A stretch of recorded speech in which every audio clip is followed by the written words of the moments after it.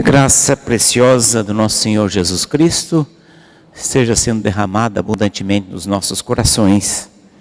Que saiamos daqui, deste lugar, melhores do que quando aqui nos aproximamos.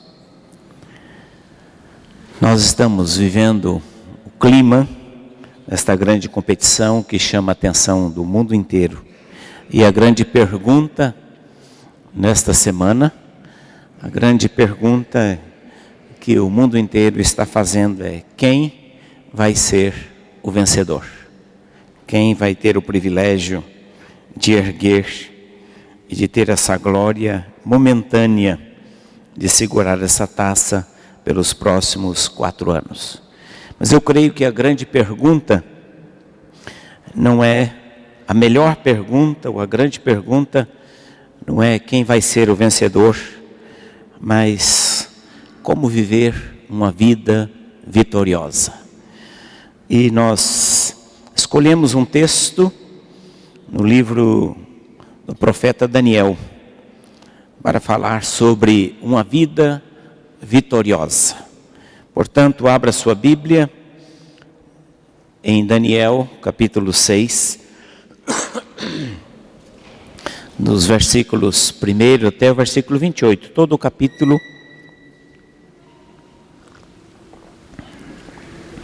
capítulo 6 do livro de Daniel. Vamos ler. É uma história muito conhecida, já ouvimos, eu pelo menos ouvi essa história muitas vezes na escola dominical, Daniel na cova dos leões, e os irmãos conhecem, mas sempre é bom a gente ouvir de novo a palavra de Deus. Pareceu bem a Dario constituir sobre o reino a 120 governadores que estivessem por todo o reino, e sobre eles 3 presidentes ou 3 ministros, dos quais Daniel era um, aos quais esses governadores dessem conta para que o rei não sofresse dano. Então, o mesmo Daniel se distinguiu dentre esses ministros e governadores, porque nele havia um espírito excelente, e o rei pensava em estabelecê-lo sobre todo o reino. Então, os presidentes e os governadores procuravam ocasião para acusar a Daniel a respeito do reino, mas não puderam achá-la, nem culpa alguma, porque ele era fiel e não se achava nele nenhum erro nem culpa. Disseram, pois, estes homens: nunca acharemos ocasião alguma para acusar a este Daniel, se não procurarmos contra ele na lei do seu Deus. Então, estes ministros e governadores foram juntos ao rei e lhe disseram: ó rei Dario, vive eternamente. Todos os ministros do reino, os prefeitos, governadores, conselheiros e presidentes de província concordaram que o rei estabeleça um decreto e faça firme o interdito que todo homem que por espaço de 30 dias fizer petição a qualquer deus ou a qualquer homem, e não a ti, ó rei, seja lançado na cova dos leões. Agora, pois, ó rei, sanciona o interdito e assina a escritura, para que não seja mudada segundo a lei dos medos e dos persas, que não se pode revogar. Por esta causa, o rei Dario assinou a escritura e o interdito. Daniel, pois, quando soube que a escritura estava assinada, entrou em sua casa e em cima, no seu quarto, onde havia janelas abertas do lado de Jerusalém, 3 vezes por dia se punha de joelhos e orava, e dava graças diante do seu Deus, como costumava fazer. Então, aqueles homens foram juntos, e tendo achado a Daniel a orar e a suplicar diante do seu Deus, se apresentaram ao rei, e a respeito do interdito real lhe disseram: não assinaste o interdito que por um espaço de 30 dias todo homem que fizesse petição a qualquer deus ou qualquer homem, e não a ti, ó rei, fosse lançado na cova dos leões? Respondeu o rei e disse: esta palavra é certa, segundo a lei dos medos e dos persas, que não se pode revogar. Então responderam e disseram ao rei: este Daniel, que é dos exilados de Judá, não faz caso de ti, ó rei, nem do interdito que assinaste. Antes, 3 vezes por dia faz a sua oração. Tendo o rei ouvido essas coisas, ficou muito penalizado e determinou consigo mesmo livrar a Daniel. Até o pôr do sol se empenhou por salvá-lo.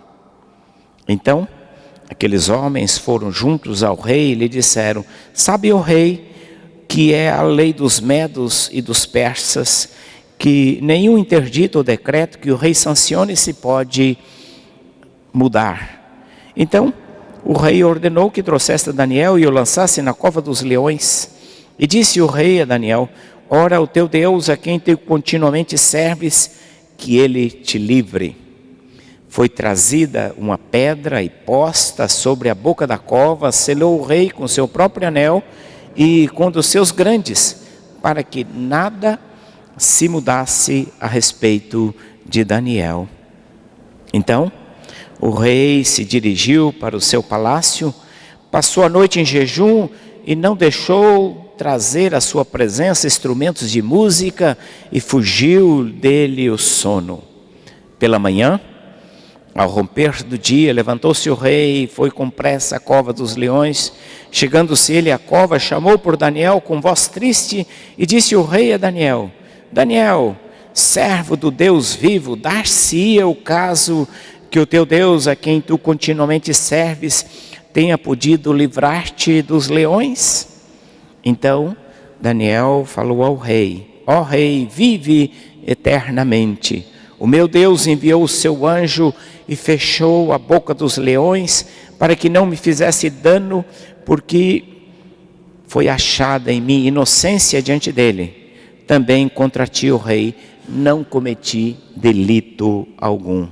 Então o rei se alegrou sobremaneira e mandou tirar a Daniel da cova. Assim foi tirado Daniel da cova, e nenhum dano se achou nele, porque crera no seu Deus. Ordenou o rei, e foram trazidos aqueles homens que tinham acusado a Daniel e foram lançados na cova dos leões. Ele, seus filhos, suas mulheres, e ainda não tinham chegado ao fundo da cova, e já os leões se apoderaram deles e lhes migalharam todos os ossos.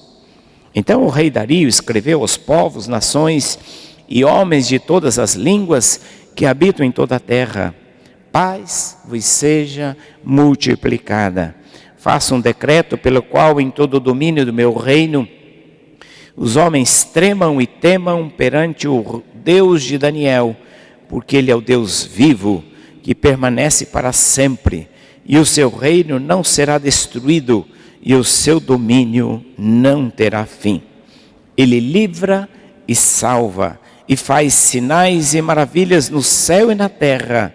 Foi ele quem livrou a Daniel do poder dos leões. Daniel, pois, prosperou no reinado de Dario e no reinado de Ciro, o persa. A vida de Daniel, não só por este episódio, mas em toda a sua trajetória, é com certeza uma vida vitoriosa. Um jovem que, levado cativo durante o período do exílio, quando Israel foi invadido, Jerusalém destruída, os babilônios saquearam Jerusalém durante um período de cerca de 10 anos e levaram a liderança, levaram aquilo que era de mais precioso, de tesouros e de bens do povo judeu. E lá eles passaram 70 anos no cativeiro. E no início do livro de Daniel nos conta a história que o rei da Babilônia decidiu levar jovens para treiná-los na cultura, nas artes, nas ciências dos babilônios, para que eles pudessem servir posteriormente ao rei da Babilônia.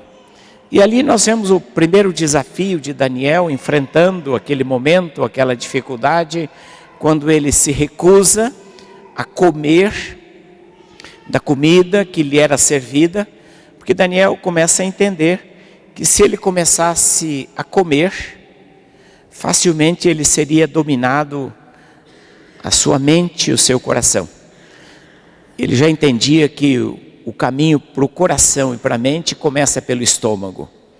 E ele percebeu e começou, então, a trilhar um caminho diferente. Daniel foi bem sucedido, foi chamado para interpretar os sonhos do rei Nabucodonosor. E assim por diante, a trajetória de Daniel, lendo todo o livro de Daniel, nós percebemos uma trajetória vitoriosa. Uma trajetória também marcada por lutas, porque essas vitórias eram vitórias em meio a lutas, a dificuldades.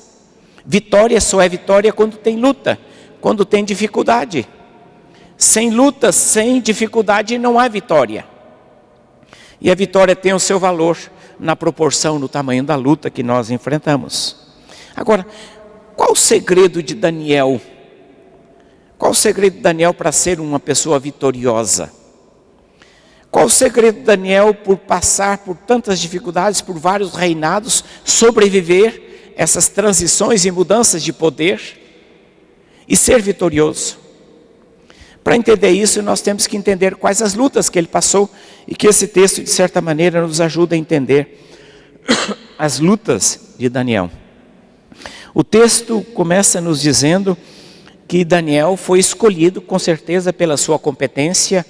Ele, com certeza, não era afiliado a nenhum partido, não era da base do governo, não era da base de apoio, não tinha nenhum padrinho. Daniel foi escolhido para ser um dos ministros do governo do rei Dario, na nova fase já. Os babilônios já haviam sido derrotados, um novo governo havia sido implantado naquela região, o Império Medo-Persa. E Daniel foi escolhido por conta das suas habilidades, por conta da sua capacidade, da sua competência. Ele foi escolhido para ser um dos 3 ministros que iriam supervisionar aqueles 120 governadores. E com certeza, isso era uma responsabilidade extraordinária perante o rei e perante os seus subordinados, perante as pessoas às quais ele deveria gerir, ele deveria supervisionar e acompanhar. E o texto bíblico diz que Daniel se sobressaía porque havia nele um espírito excelente, e o rei tinha planos de estabelecê-lo sobre todo o reino. Então havia uma intenção de aproveitar a capacidade, a inteligência, os dotes, as habilidades de Daniel sobre todo o Império Medo-Persa. Essa inteligência naturalmente era dada por Deus. Lá no início do livro de Daniel, no capítulo 1, no versículo 17, ele mesmo reconhecia que Deus é que dá inteligência, é que Deus é que dá capacidade, não só para interpretar os sonhos, mas para se portar com sabedoria. Essa inteligência dada por Daniel o fez sobressair e destacar. Mas há uma coisa muito importante, que aqui vejo que é a base do segredo, a vitória de Daniel, que ele é capaz de vencer tantas lutas, tantas dificuldades. É que Daniel, apesar da sobrecarga de trabalho, apesar da responsabilidade extraordinária, apesar de desempenhar uma função de extrema importância no Império Medo-Persa, de estar sendo cogitado para uma outra posição mais importante ainda, Daniel nunca se perdeu no meio das suas atividades, ele nunca se perdeu no meio das suas atribuições, e ele sempre separava tempo para oração. 3 vezes ao dia, esse era o seu hábito, um hábito que ele havia trazido com ele lá de Jerusalém, um hábito que os judeus tinham de orar. Todo judeu piedoso tinha esse hábito de orar 3 vezes ao dia. Isso é testificado porque às vezes alguns judeus, os fariseus legalistas, faziam isso em praça pública como forma de demonstrar publicamente a sua piedade. Todo judeu parava 3 vezes ao dia para orar. E alguns faziam questão de, andando nas ruas, nas praças, parar naquele momento da oração, para dirigir as suas súplicas, se estivesse em Jerusalém, endereçada a Jerusalém. Se estivesse fora de Jerusalém, em direção a Jerusalém. Mas o fato é que Daniel adquiriu esse santo e sagrado hábito de orar. E de não permitir que as suas atividades, as suas responsabilidades, o seu trabalho, as suas múltiplas tarefas, o impedisse de orar religiosamente, 3 vezes ao dia, parar para buscar ao Senhor. E aqui está a base desta vida vitoriosa, essas lutas que ele enfrentou. Vamos ver as lutas que ele enfrenta. A primeira luta que nós percebemos é que Daniel é competente. Toda pessoa competente desperta inveja quando ela se sobressai no seu trabalho. E não é diferente, não foi diferente com Daniel. O fato da sua competência, da sua sabedoria, da sua inteligência, da sua habilidade, que lhe fora dada por Deus, ele se sobressai. E ele vive em um ambiente extremamente competitivo e cheio de inveja.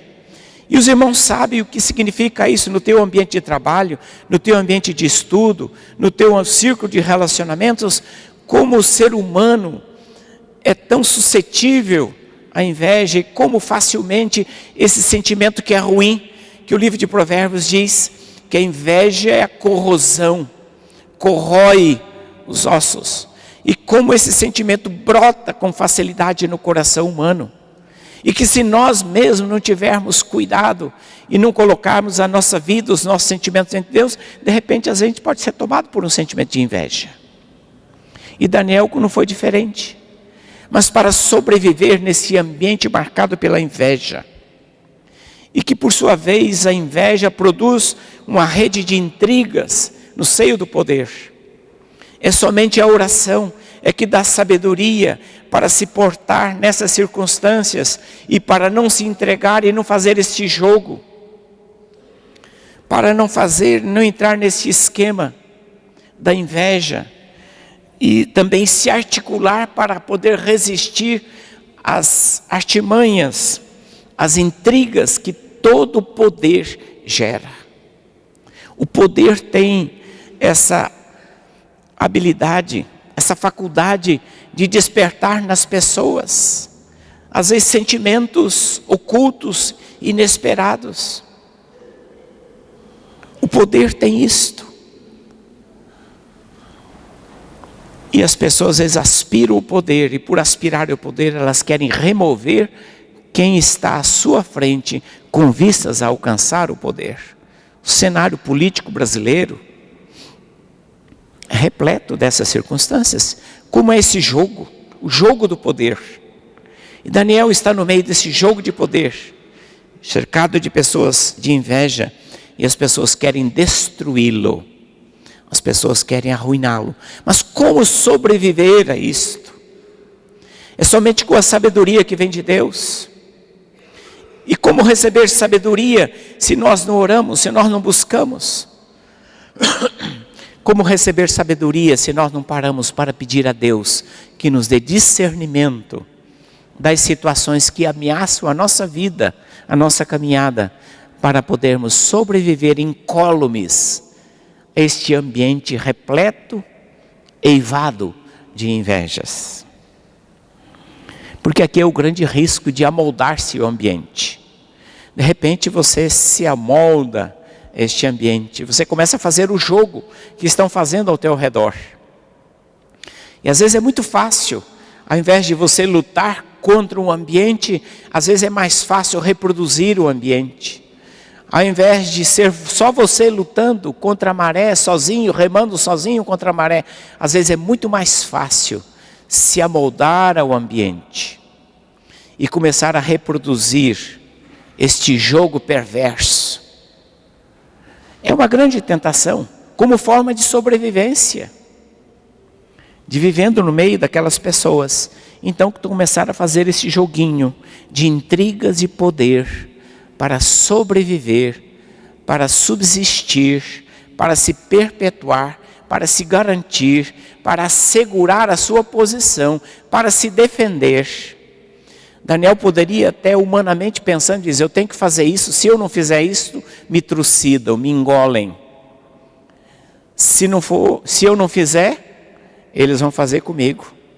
Então, antes que eu faça do que façam comigo. É a lógica da sobrevivência. Que isso predomina no nosso ambiente de trabalho, nos nossos ambientes de relacionamento. Se você não fizer, vão fazer com você. Então faça primeiro, antes que façam com você. A melhor defesa é o ataque, parta para o ataque.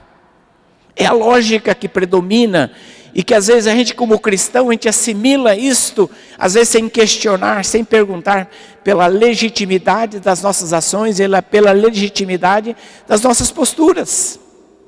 Mas como é que Daniel sobrevive a isto incólume? É oração.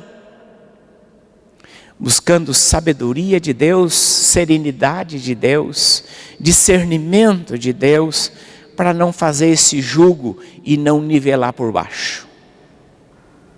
São escolhas, mas escolhas que estão alicerçadas na nossa relação com Deus.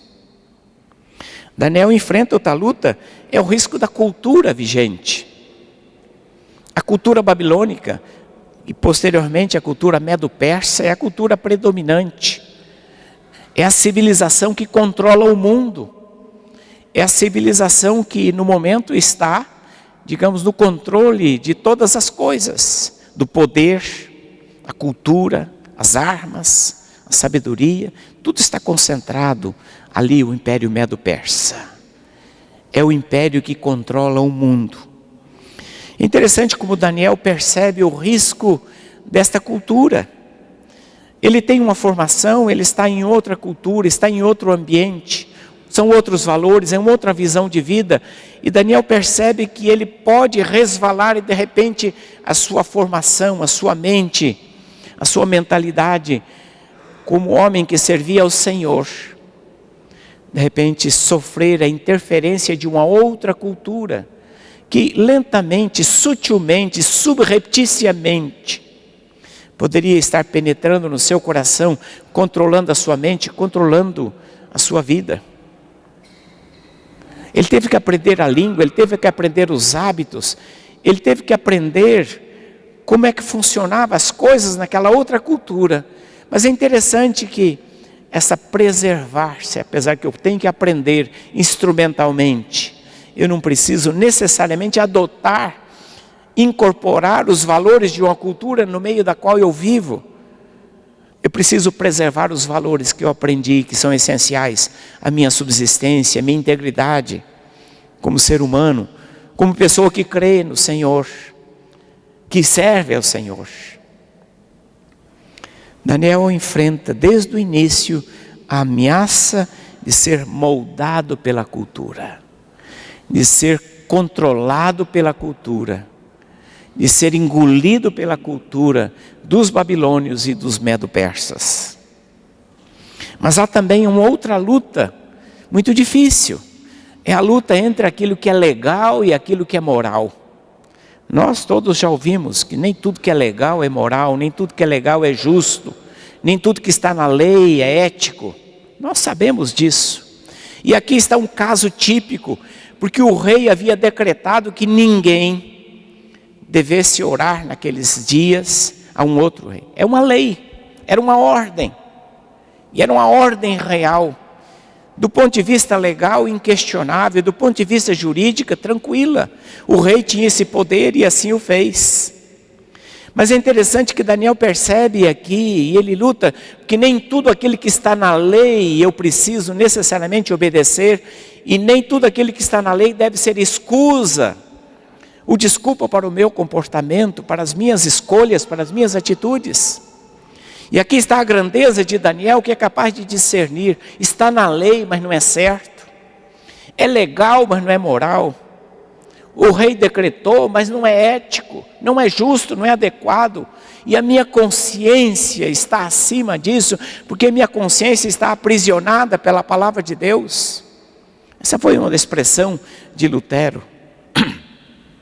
A minha consciência está presa, aprisionada pela palavra de Deus?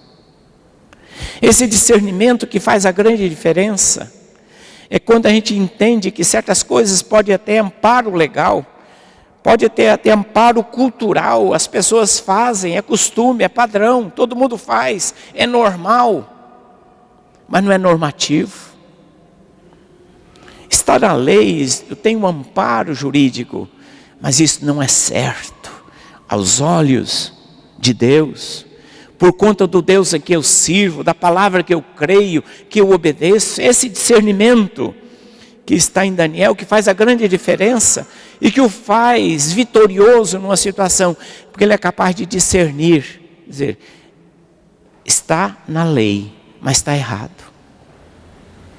Esta coragem de se levantar contra uma lei injusta, é aquilo que Jesus disse, quando lhe perguntaram se era lícito pagar tributo a César, e Jesus pediu, vocês têm uma moeda? E dá a moeda e diz, de quem é esta efígie? É de César, então dê a César o que é de César e a Deus o que é de Deus. E o que é que Jesus estava dizendo com isso? Diz, há coisas que se dão a César, mas não se devem dar a César aquilo que é de Deus, porque há coisas que são devidas a Deus, e só a Deus devemos dar. E quando César extrapola, exorbita e pede algo que pertence a Deus e é devido a Deus, é nosso dever dizer não a César. Quando César pede culto, quando César pede lealdade, quando César pede que as pessoas o confessem que é Senhor, os cristãos se levantaram e dizem, não, César não é Senhor, Jesus é o Senhor. Essa foi a primeira grande confissão da igreja primitiva, e muitos morreram por conta dessa confissão, porque tiveram a coragem de dizer, César é Senhor, mas não é Senhor absoluto da minha vida. Obrigado. Esta foi a distinção dos cristãos que fizeram diferença. Foi isso que Daniel fez diferença, ele entendeu. O rei decretou, o rei tem poder de mandar, mas este princípio eu não posso abrir mão, porque esse tem uma relação com Deus. E o rei está exorbitando, ele está extrapolando, e não interessa. Aqui está a diferença de um homem que fez diferença no seu tempo. Mas por que ele teve coragem de fazer isso? De onde veio essa coragem? Daniel passava 3 momentos, separava todos os dias aquele momento para estar na presença de Deus. Por isso que ele tinha esta estatura moral, esta coragem espiritual, que não vem de nós, para levantar-se e dizer, eu não concordo com isto. Mesmo que eu tenha que pagar com a minha vida, eu não concordo com isto.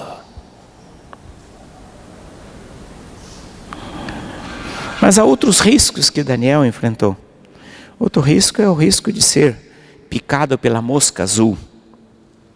Essa expressão surgiu a partir de um poema de Machado de Assis, que fala de uma mosca muito bonita, azul, brilhante, extraordinária, que era o símbolo do poder. É uma expressão que se popularizou na política, quando a pessoa de repente é contaminada pelo desejo de poder. Daniel conseguiu sobreviver naquele ambiente, mesmo sabendo que o rei poderia chamá-lo para uma posição melhor. Isto não mexeu com o ego, não mexeu com o desejo de Daniel de escrever e de ter uma biografia melhor e deixar para a posteridade que, olha, eu fui lá, venci, triunfei e fui o bambambam, tanto no reino dos babilônios como no reino dos medo-persas. Não foi picado pela mosca azul. Os encantos e as benesses que o poder proporcionam não o seduziram. Talvez ele pudesse até pensar, poxa vida, o plano de saúde aqui dos medo-persas é muito bom. Aposentadoria integral, com muitas vantagens. Pensão vitalícia para a minha família. Moradia assegurada. tudo aquilo que o ser humano pode aspirar, tudo aquilo que nós aspiramos como desejo de segurança e bem-estar, tinha diante de Daniel. As benesses, os privilégios, os encantos que o poder traz no ser humano e como o poder mexe com o ego humano. De ver pessoas à sua disposição, de ter pessoas se curvando, obedecendo, dinheiro, sucesso, convidado para cerimônias importantes, referência nos jornais, mencionado na televisão da época, todos os momentos. Mas nisso não mexeu com o ego de Daniel. Sabe por quê? Que tinha os pés no chão e ele sabia que ele estava ali a serviço de Deus. E de onde vem essa compreensão? Esta compreensão brota quando a nossa vida se prostra diante de Deus. Esta compreensão, ela surge no nosso coração, quando a gente entende que nós somos apenas servos e que Deus nos chama para servi-lo. E quando você se prostra em oração, que você entende que só Deus é o Senhor, que Ele é o Criador, que Ele detém a nossa vida nas suas mãos, nossa vida está sob controle, porque está nas mãos dEle, Ele dirige, o nosso futuro está nas mãos de Deus. Eu não preciso me articular, eu não preciso me preocupar com esse tipo de coisa, quando eu me preocupo tão somente em obedecer Ele, fazer a sua vontade e aquilo que Ele coloca diante de mim como responsabilidade. É a oração, é a vida de comunhão com Deus, é que faz a diferença. Mas eu ainda vejo um último risco que Daniel enfrentou. É poder entrar em pânico e ansiedade. Porque quando o rei decretou, ele poderia entrar em polvorosa. E aí ele se descabelar, murmurar. Diz, meu Deus do céu, e agora? É o fim da minha carreira, e agora? É uma desgraça sobre a desgraça de ter vindo para cá, a desgraça da destruição, a desgraça de perder a família, o templo, a desgraça de perder a identidade do meu povo, e agora esta outra desgraça, amaldiçoar o Senhor, que estava permitindo que tudo isso acontecesse. Mas o que impede que Daniel não entre em pânico?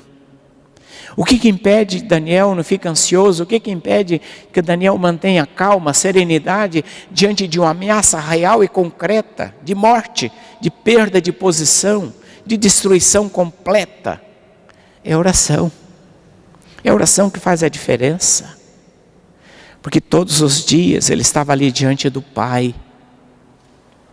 É por isso que a palavra de Deus nos diz, não andeis ansiosos por coisa alguma.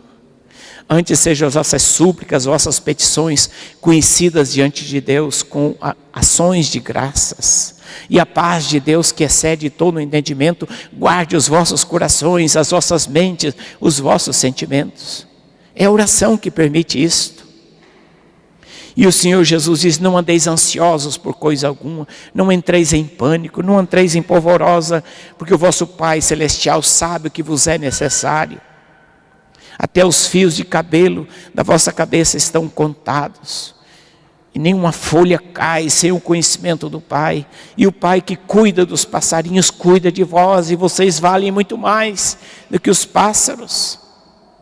O Senhor Jesus disse isso.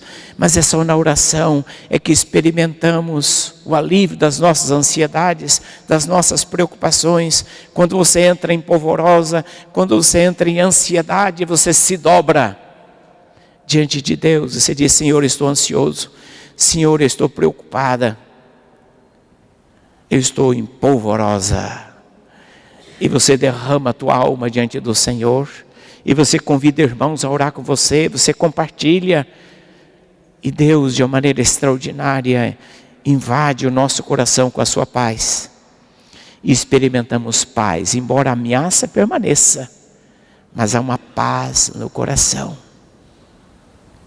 Esse é o segredo de Daniel, uma vida vitoriosa. A oração.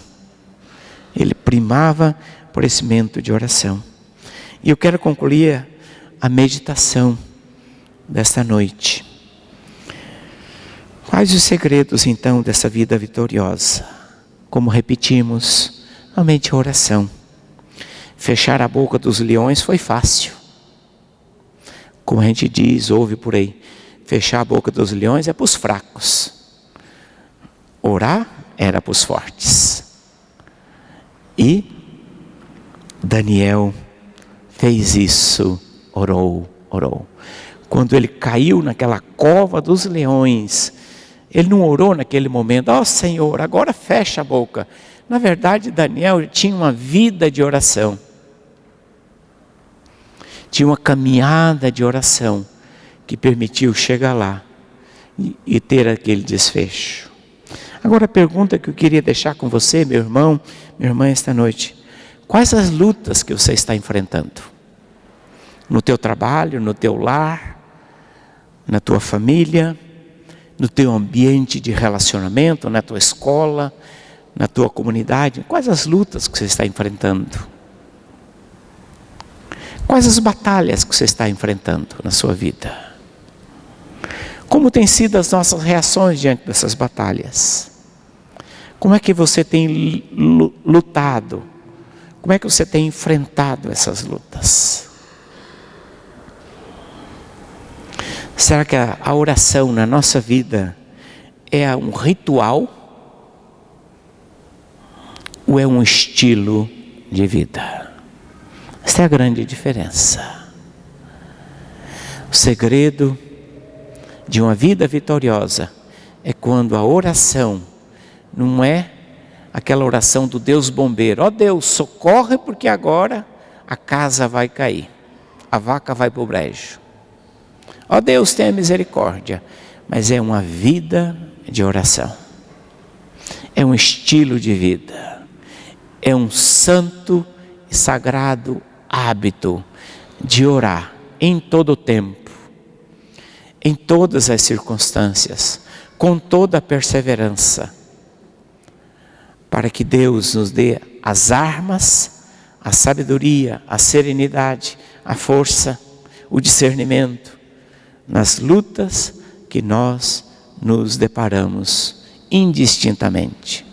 Que Deus nos dê graça e nos dê o discernimento para entender que uma vida vitoriosa é uma vida de oração em comunhão com o Senhor. Que Deus assim nos abençoe. Amém.